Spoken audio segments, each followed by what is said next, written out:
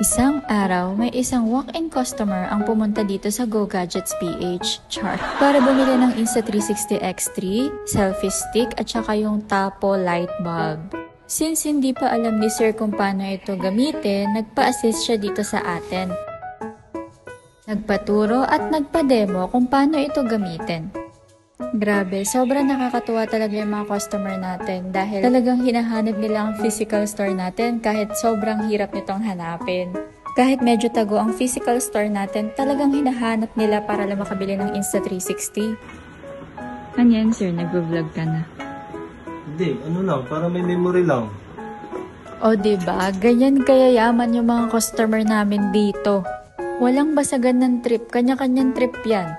Lalo na sa mga may bagong sahod, sa may mga ipon.